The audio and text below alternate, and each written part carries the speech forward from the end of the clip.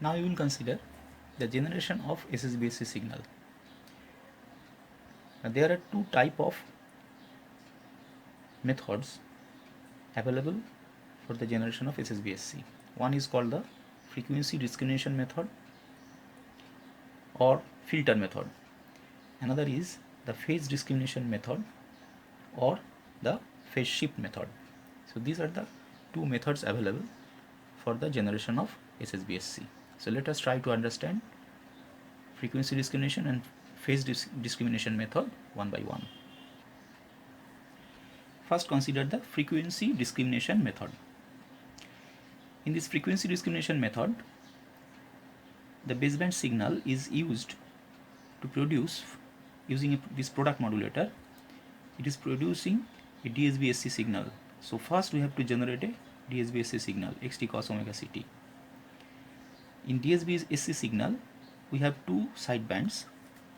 One of the sidebands must be suppressed by this bandpass filter, and this bandpass filter is actually allowing one sideband, and it will prevent the other sideband to go. So if we can suppress one sideband, what we will get is the SSBSC. So this is a simple technique of generation of the SSBSC signal using frequency discrimination method. Now let us try to understand the features of this particular method. Here the design of bandpass filter is quite critical, and thus puts some limitations on the modulating or baseband and the carrier frequencies. So if we count the limitations of this method is useful only if the baseband signal is restricted at its lower edge, due to which the USB and LSB are non-overlapping. That means the filter method is used for speech communication, where lowest spectral component is 70 Hz of the order of, and it may be taken as 300 Hz without affecting the intelligibility of the speech signal. However, the system is not useful for video communication, where the baseband signal starts from DC. That's a major drawback of this system. And another restriction of the frequency discrimination method is the baseband signal must be appropriately related to the carrier frequency. In fact, the design of the bandpass filter becomes difficult if the carrier frequency is quite higher than the bandwidth of the baseband signal. So this is another drawback of this frequency discrimination method. Now we will consider the phase shift method.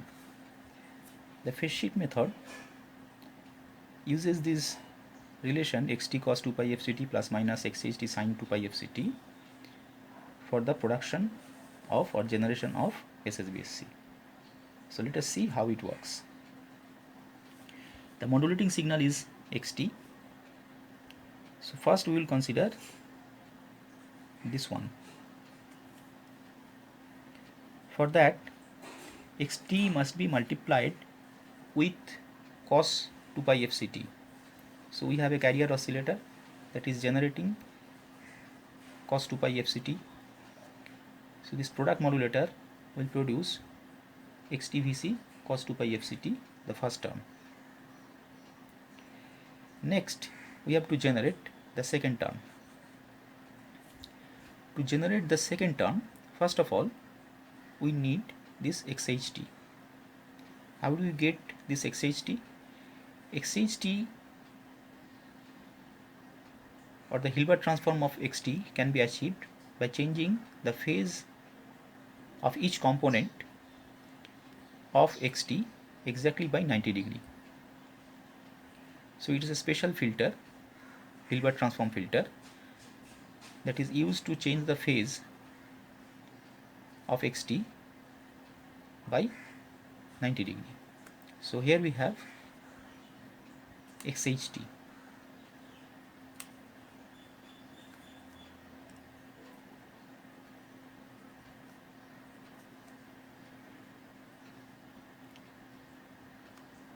So once we get this xht, that must be multiplied with sine 2 pi fct. So to produce this sine 2 pi fct, this cos 2 pi fct is passed through a 90 degree phase shift. 90 degree phase shift. To produce this sine 2 pi fct, that sine 2 pi fct will be multiplied with xht to produce the DSBC signal xht vc sine 2 pi fct. Now we need an adder or subtractor depending on whether we want upper sideband or lower sideband, and the output is the SSBC signal. This is the phase shift method.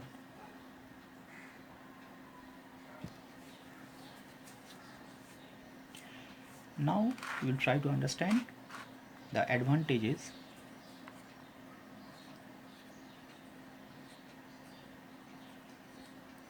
of phase shift or phase discrimination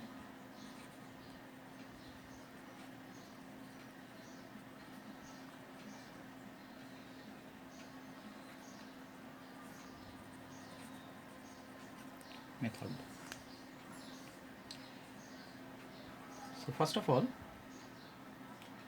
it can generate SSB at any frequency. So can generate SSB at any frequency. So we don't need any up converter.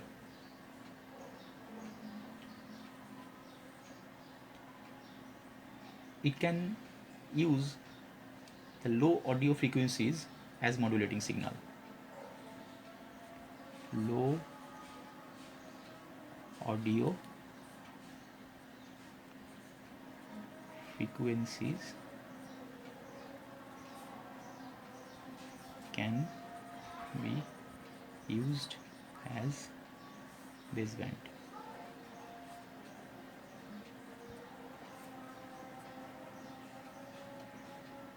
And third point,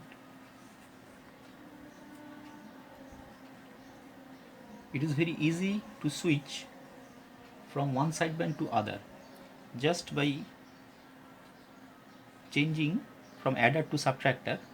We can switch the upper sideband and lower sideband. So easy to switch upper sideband and lower sideband. So these are the advantages, but there are certain disadvantages as well.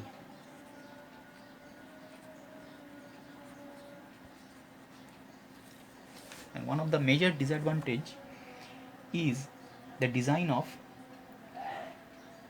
90 degree phase shifter or the Hilbert transform filter. Design of Hilbert transform filter is very critical.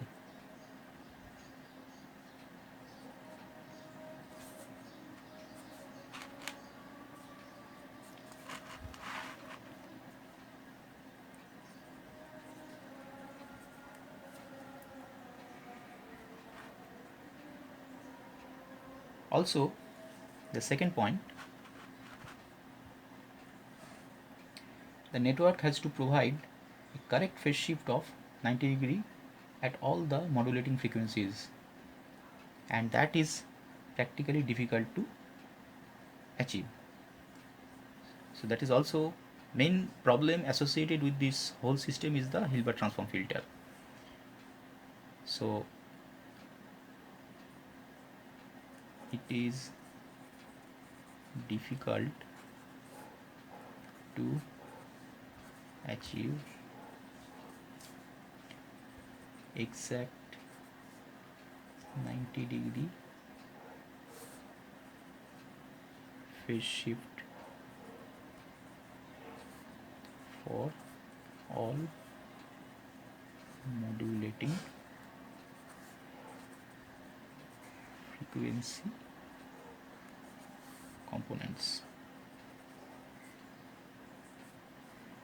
So these are the disadvantages of this phase discrimination method. Now we need to demodulate the SSBSC.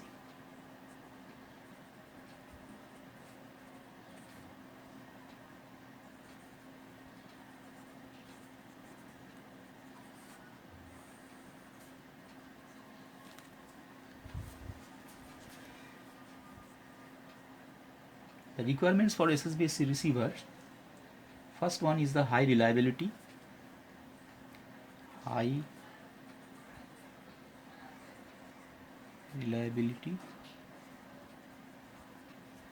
Second one is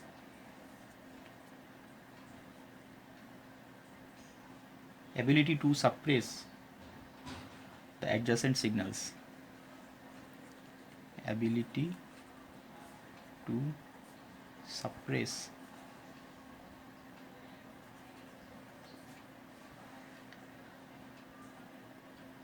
adjacent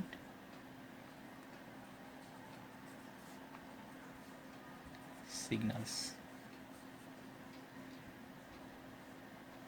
and obviously high signal to noise ratio, high SNR. Now in previous days class we have already seen that the double sideband suppressed carrier demodulation can be done with two methods. One is the synchronous detection technique, another is called the carrier reinsertion technique, which is almost identical to the synchronous detector, because the carrier, we have to generate the carrier locally, and that locally generated carrier must be well synchronized with the incoming carrier frequency. So the problems associated with synchronous detector is same as that of the problem associated with carrier reinsertion technique. The only thing is that in synchronous detection we have to multiply the incoming signal with locally generated carrier, but in carrier reinsertion technique we have to add them. So that's the only change. For SSBSC we cannot demodulate incoherently, so SSBSC must be recovered, original message signal must be recovered with a coherent technique. Coherent detection. So for coherent detection,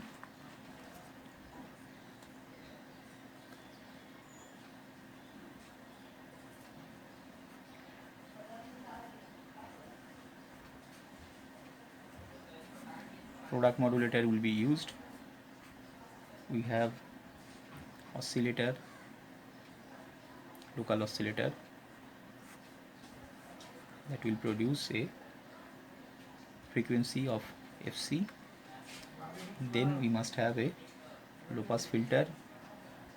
Its cutoff frequency is is almost equal to the maximum frequency component of the baseband signal.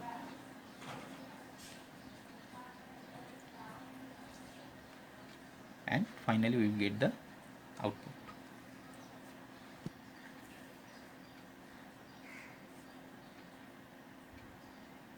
So the SSBSC signal can be written as, say, Vc. Let us eliminate this Vc. So simply xt cos omega ct plus minus xht sin omega ct. This is the SSBC signal. Now suppose signal at the output of product modulator is say S1t. So S1t is equal to St multiplied by cos of omega c t. This local oscillator is generating cos omega c t at frequency fc. Fc into 2 pi, it is equal to omega c. So S1t equal to St into cos omega ct. So if we multiply them, you will get xt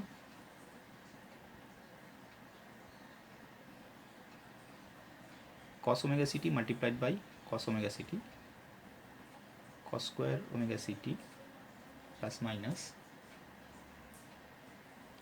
xht cos omega ct sin omega ct.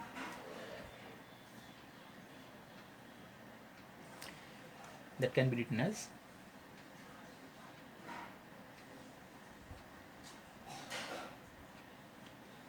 xt by 2 1 plus cos 2 omega ct plus minus xht by 2 sin 2 omega ct.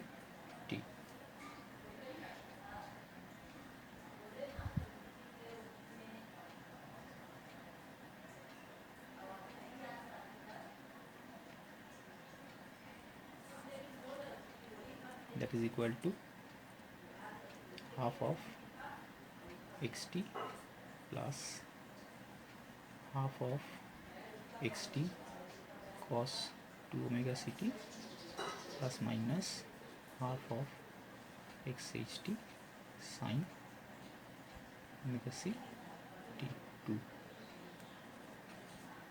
omega ct. Now this low pass filter, the cutoff frequency is equal to FM hertz, where FM is the maximum frequency component of xt. So this term and this term, both the frequencies are of the order of twice omega c. So these two terms will be removed by the low pass filter. So output voltage V0t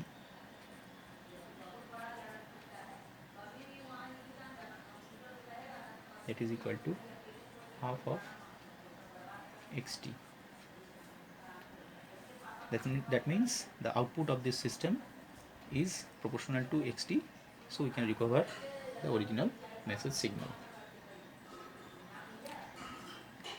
But here we have assumed that there is no phase and frequency error.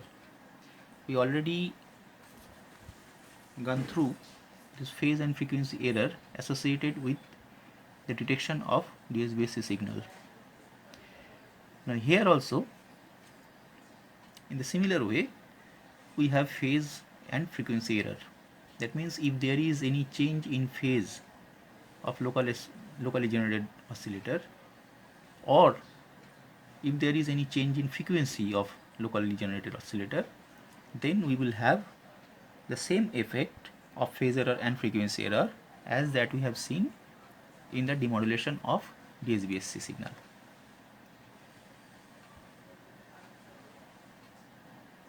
Now SSBSC can also be, just like DSBSC, can also be recovered with the help of carrier reinsertion technique, but we are not going to discuss that carrier reinsertion technique, because carrier reinsertion technique would have the identical problem of phase error and frequency error. That means we have to take care of this locally generated oscillator frequency, so that this local oscillator must be well synchronized with the SSBSC signal, and that is the major uh, point that we have to remember, that SSBSC must be, frequency sensitivity of SSBSC is extremely high. So if there is a smallest possible change in frequency or phase, the SSBSC signal recovered signal recovered from SSBSC would be distortion, full of distortion. That's the problem of SSBSC. So let us now try to understand the relative merits and demerits of SSBSC. First, the advantages.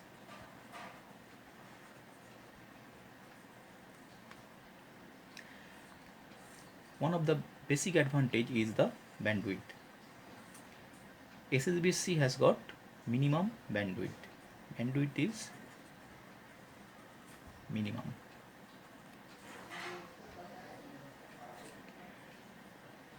It has got least transmission power because it has to transmit just the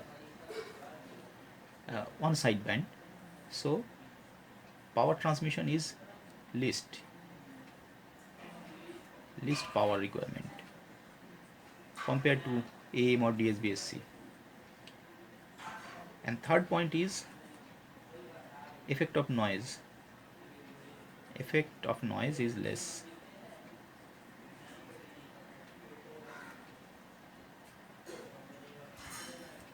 So these are the advantages of SSBSC, and there are certain disadvantages as well.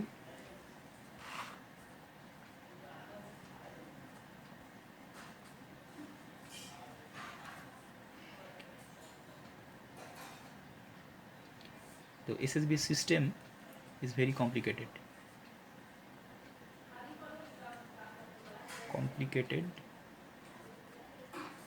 system, because both the transmitter and the receiver is very much difficult to design, and we have seen the transmitter section as well, that is difficult to design. Second disadvantage is very high frequency stability is required.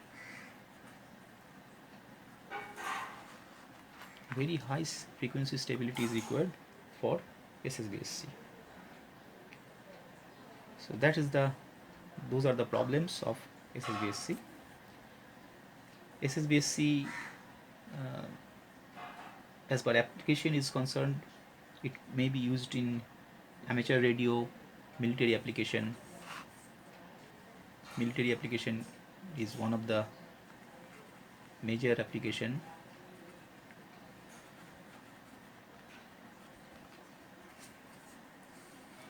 Of SSBSC.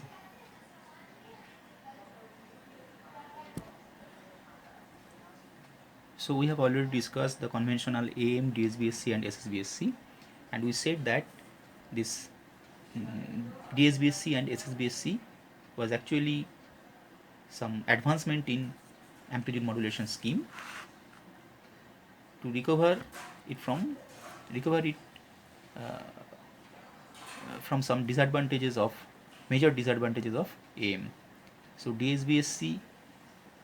DSBSC the wastage of power was taken care of, and for SSBSC wastage of power as well as the bandwidth was taken care of.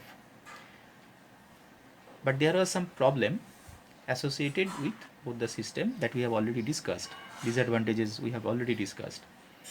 The major disadvantage of SSBSC was the frequency stability, and because of this extremely high frequency stability, the cost of the SSBSC receiver becomes very high. So if we want to use a broadcasting system, the receiver cost must be as small as possible. Now consider the situation of television transmission.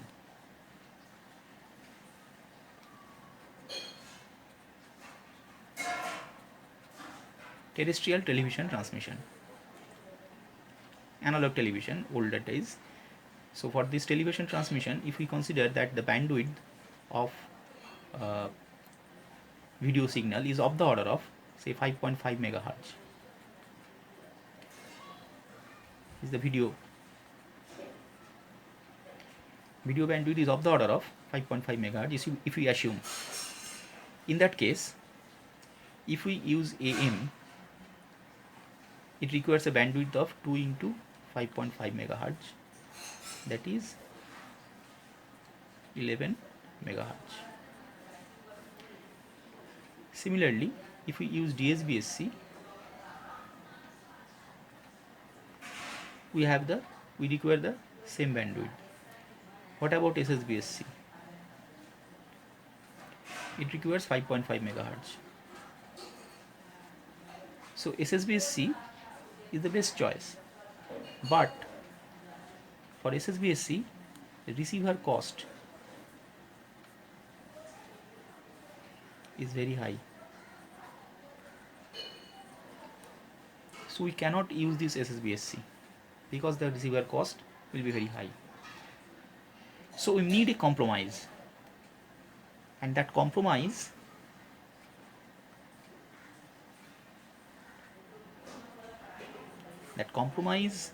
is on the bandwidth and cost.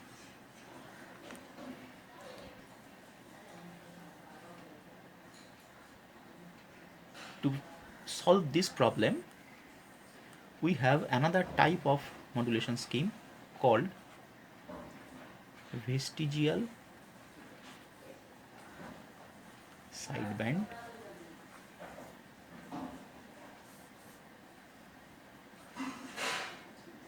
VSB.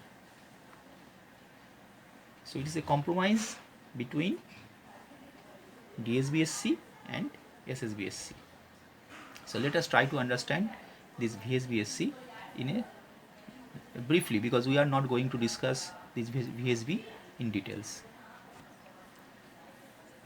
This is a usual picture of spectrum of the baseband signal. Now if we use DSBSC, the spectrum is this. This is the spectrum for DSBSC, and you know the bandwidth is twice W, where W is the bandwidth of the low pass baseband signal. If we have SSBSC, the corresponding spectrum will be like this. But if we want to make a compromise between this SSBSC and DSBSC, and the compromise is, for SSBSC cost of the receiver is very high, for DSBSC the bandwidth becomes very high. So what if we allow a portion of the other sideband, suppressed sideband of the SSBSC? That means we are not allowing all the sidebands.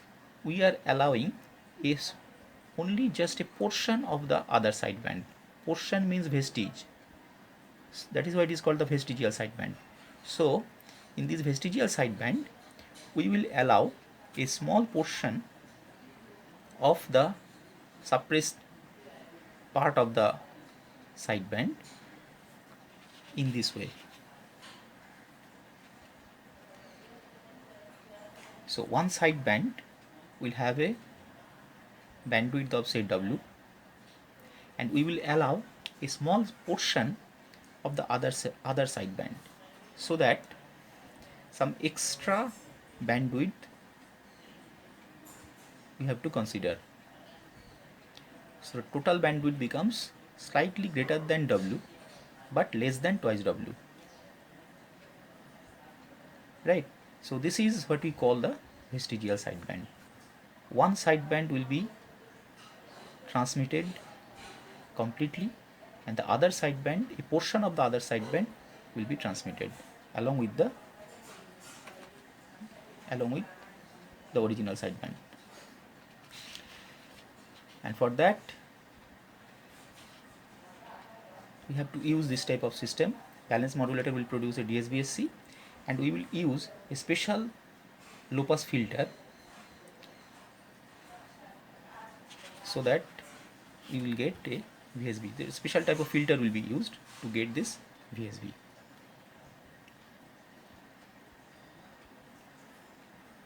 And we are not going to discuss about this deduction of this HF. This particular scheme was originally developed for the transmission of television. Now, to reduce the cost of the receiver for television, what is done? In general, VSB is suppress carrier, but if we use suppress carrier system, then the cost of the receiver would go high. So what we do in television transmission, we used to transmit a pilot carrier. Along with this original message signal, we will use a small pilot carrier, and that pilot carrier will not contain any information. But because of this presence of this pilot carrier, the receiver will derive its own locally generated carrier from that pilot carrier. So synchronization problem will be over. So this is how VSBSC or VSB signal is used commercially for the television transmission. So we are at the end of, we have finished all the different type of amplitude modulations scheme.